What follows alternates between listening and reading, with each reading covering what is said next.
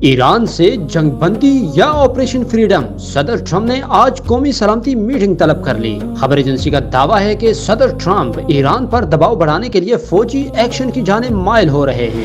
ایران کے پارلیمانی ترجمان ابراہیم رضائی نے دھمکی دی ہے کہ امریکہ نے نیا حملہ کیا تو ایران کے ممکنہ آپشنز میں سے ایک یورینیم کی افزودگی 90% تک لے جانا بھی ہو سکتا ہے۔ ماہرین کے مطابق 90% افزودگی کا مطلب ایٹم بم تیار کرنے کی صلاحیت کے قریب ہونا ہے۔ باقر کالیباف کے مطابق امریکہ کے پاس ایرانی تجاویز قبول کرنے کے سوا کوئی متبادل نہیں۔ جتنی زیادہ تاخیر ہوگی، امریکی ٹیکس دہندگان کو اتنی ہی زیادہ قیمت چکانا پڑے گی۔ پاکستان نے ایرانی طیاروں کی اپنے ہوائی اڈے پر موجودگی سے متعلق CBS نیوز کی رپورٹ گمراہ کن قرار دے کر مسترد کر دی۔ امریکہ ایران کے درمیان سیز فائر کے خاتمے کا خدشہ، برینڈ خام تیل $106 فی بیرل سے اوپر چلا گیا، جبکہ WTI کی قیمت تقریباً $101 فی بیرل ہو گئی۔ چین کو تیل کی ترسیل میں ایران کی مدد پر 12 افراد اور اداروں پر پابندیاں عائد۔ امریکی محکمہ خزانہ کے مطابق پابندیوں میں ہانگ کانگ اور متحدہ عرب امارات میں قائم 4 کمپنیاں شامل ہیں۔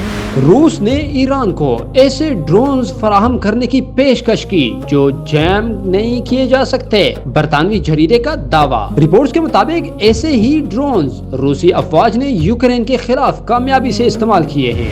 لکی مروت کے سرائے نورنگ بازار میں دھماکہ، 2 ٹریفک پولیس اہلکار سمیت 9 افراد جاں بحق، 23 افراد زخمی، زخمیوں میں خواتین اور بچے بھی شامل۔ DPO کا کہنا ہے کہ دھماکے میں استعمال کی گئی گاڑی میں 1 من سے زائد بارودی مواد رکھا گیا تھا۔ دھماکہ خودکش تھا یا ریموٹ کنٹرول، تحقیقات جاری ہیں۔ کوہاٹ ہوشال گڑھ کے علاقے میں خودکش حملہ آور کو روکنے کی کوشش میں شہید ہونے والے ریلوے ملازم لیاقت علی کی نماز جنازہ اٹک پولیس لائنز میں ادا کر دی گئی۔ سیکیورٹی ذرائع کے مطابق مشتبہ شخص کھیتوں کے راستے قریب واقع حساس چیک پوسٹ کی طرف بڑھ رہا تھا۔ لیاقت نے اسے دیکھ کر روکا تو مشتبہ شخص نے خود کو بم سے اڑا دیا۔ وزیر اعظم کا بہادر شہری لیاقت کو اپنی جان قربان کر کے مقامی آبادی کو بڑی تباہی سے بچانے پر خراج تحسین۔ وزیر داخلہ محسن نقوی نے کہا، لیاقت شہید نے شجاعت کی اعلیٰ مثال قائم کی، وہ قوم کے ہیرو اور پاکستان کی شان ہے۔